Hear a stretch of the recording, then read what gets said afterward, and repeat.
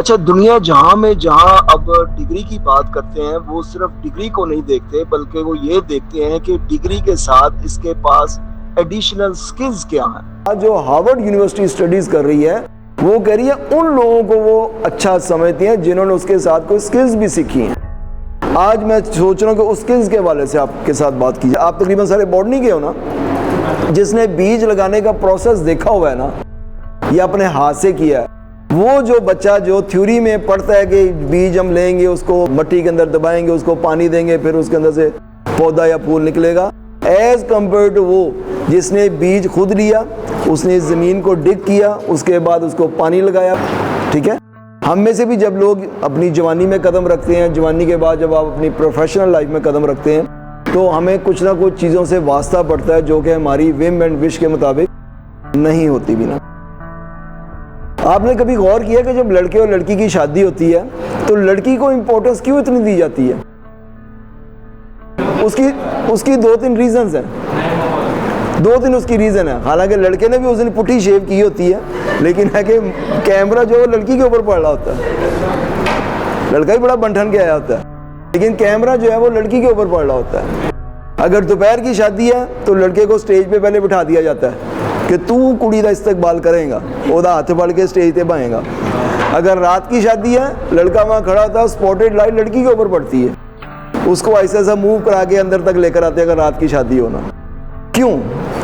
कि वो अपना कंफर्ट जोन छोड़ती है, वो अपने पेरेंट्स को छोड़ती है, वो अपने बहन भाइयों को छोड़ती है, और उसको पता नहीं किस नामुराद से मेरा वाह पढ़ना आते हैं ना, जिनके पता नहीं अगों किस तरह निकले, उसकी फैमिली कैसे निकली, मेरी सास कैसे निकली।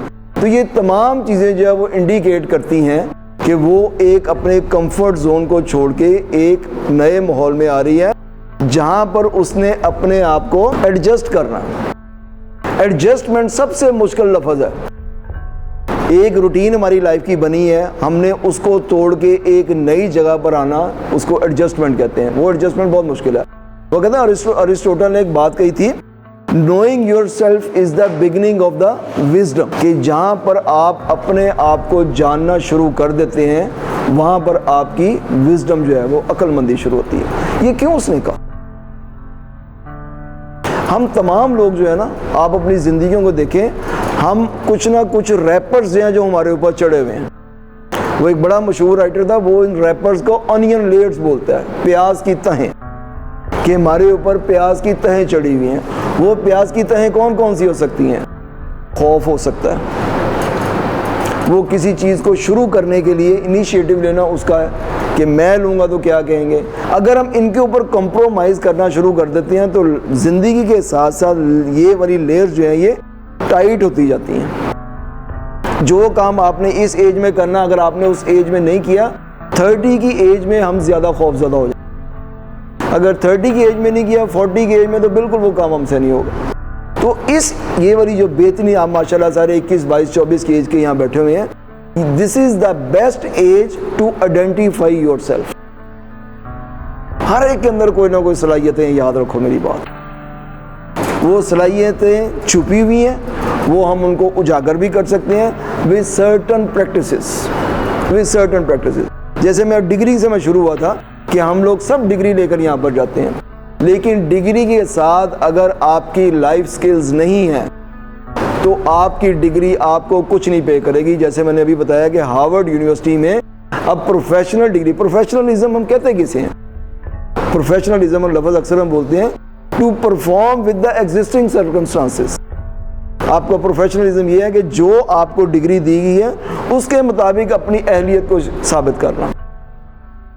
अब अगर डिग्री के साथ आपको स्किल्स नहीं आएंगी, उस डिग्री का कोई फ़ायदा नहीं। जैसे मैंने आपको गवर्नमेंट कॉलेज का भी आपको मिसाल बताई कि लड़की की CGPA 3.86 थी, लेकिन कहती मैं वहाँ डम्ब एंड डेफ थी, मुझे समझ नहीं आ रही थी कि मैंने 3.86 क्यों ली। क्यों? पल्ले कुछ नहीं था, नॉलेज कुछ नहीं था, कम्युनिकेशन स्किल कुछ नहीं थी।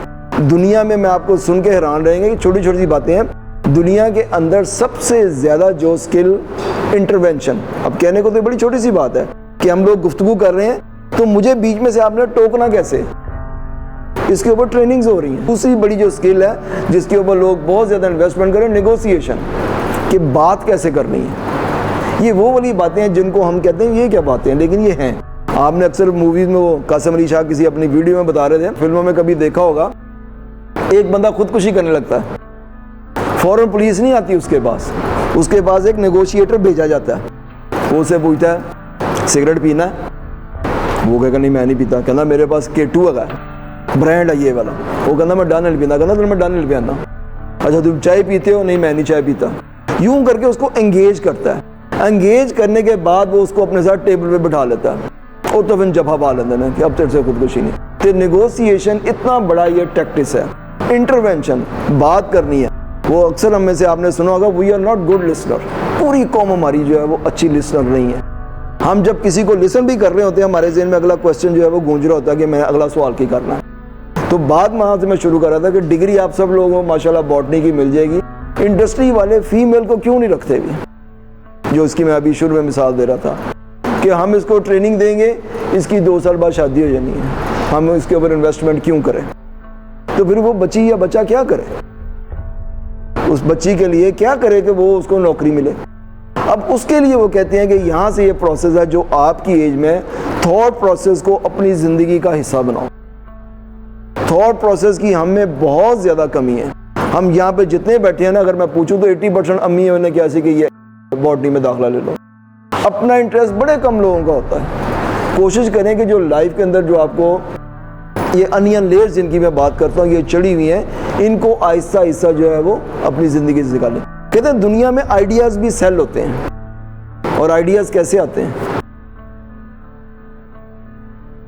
सोच जब करोगे, जितनी ज़्यादा सोच करोगे उतने ज़्यादा आपके आइडियाज़ जो है वो सेल होंगे और आपको दुनिया के अंदर जो है वो बहुत ज़्यादा तरक्की मिलेगी। तो बात हम कर रहे थे कि नोइंग योर सेल्फ, कि अपने आप को जानना है। उसके बड़े मेथड दुनिया में बताए गए हैं। उसका सबसे बेहतरीन मेथड कहते हैं कि आइसोलेशन। अपने आप को तन्हाई में बैठ के अपनी स्ट्रेंथ भी काउंट करो और अपनी वीकनेसेस को भी देखो। हर बंदे को पता होता है, एवरीबॉडी नोज कि उसके अंदर स्ट्रेंथ के हैं, उसके अंदर वीकनेसेस के हैं। स्ट्रेंथ को आहिस्ता आहिस्ता बढ़ाते जाओ और वीकनेसेस को उसके साथ जो है वो कन्वर्ट करते जाओ। जब तक आपके अंदर ये वाली अर्ज नहीं होगी, you will not be able to do anything in your life. फिर वो लाइफ तो कैसे में गुजर जाएगी। वो तो 8 से 5 एक क्लर्क बैठता है या एक ऐसा टीचर बैठता है जिसने पढ़ाना ना हो, तो 8 से 5 तो वो भी अपना टाइम गुजार लेगा। लेकिन अगर आपके आने से, वो इशफाक साहब या कोई और मुफक्कर कहता है, मुझे नाम याद नहीं, अगर आपके आने से दुनिया में कोई फ़र्क नहीं ना पड़ा तो आपको जाने से भी कोई नहीं पड़ेगा। तो कोशिश करें कि जो आपके अंदर क्वालिटीज़ हैं उनको नौकरी के लिहाज से ना उनको सोचें। हर एक के अंदर कोई ना कोई टैलेंट है। अपने टैलेंट को कैश कराएं, अपनी नॉलेज को महंगा करवाएं। वो किसी ने कहा जी मुझे कंपनी वाले सैलरीज थोड़े देते हैं, उसने कहा तुम अपने आप को महंगा करो। उसने कहा मैं अपने आप को कैसे महंगा करूं? कहते अपने नॉलेज के ज़रिए और अपने एटीट्यूड के ज़रिए। पूरी दुनिया के अंदर सबसे ज़्यादा जो काम हो रहा है वो ऑर्गेनाइजेशनल बिहेवियर के ऊपर होता है। बिहेवियर इज़ सो इम्पोर्टेंट चीज़ कि आप सामने किसी के बैठे हैं, आपने कैसे बात की। दुनिया में पता अब ये इंटरव्यू होते हैं, ये मैं आपके नॉलेज के लिए बता रहा हूँ कि जो अच्छी कॉर्पोरेशंस होती हैं या अच्छे जो CEOs होते हैं वो कैसे इंटरव्यू करते हैं। वो एक स्पेशल बंदा एक साइड पे बिठाते हैं, कहते हैं इसकी आई बॉल की मूवमेंट नोट करो, ये देखो हाथ बहुत एंजॉय तो नहीं करता भी, ये देखता कैसे, ये संजीदा कैसे रहता है, ये हंसता कैसे। उसके बेस के ऊपर वो उसको मुस्तकबिल का जो है वो को जिम्मेदारी देना शुरू करते हैं। वो बड़ी एक मशहूर आपने सुनी होगी ना बात कि एक बंदे की ऐसे सारे प्रोसेस से उसकी सिलेक्शन हुई, तो कंपनी के जो मालिक ने आज उसको वो लेटर देना था अपॉइंटमेंट का, तो उसने कहा जी आओ मेरे साथ सूप पियो। सूप पीने के बाद चले गए तो वो कंपनी के मालिक ने उसको लेटर नहीं दिया। वो सारे बंदे परेशान, जी इतने प्रोसेस से गुजरा है, सारा कुछ हुआ, कहता के सामने मैंने सूप रखा, इसने बगैर चखे नमक डाल दिया। कहते इसको कैसे पता था कि सूप के अंदर नमक कम है? ये मुस्तकबिल में फैसले अजम्पशन पे करेगा, मैं ऐसे बंदे को नहीं रखता। ये छोटी सी बात थी, उसने उसको इस बात से पहचान लिया कि इसने बगैर चखे हुए सूप के अंदर नमक क्यों डाल दिया। कहना मैंने इसे नहीं रखूंगा। ये दुनिया के अंदर आने वाले वक्त के अंदर ये हमारे जितने लोग हैं ये उनके फैसले जो है वो अजम्पशन पे करेगा।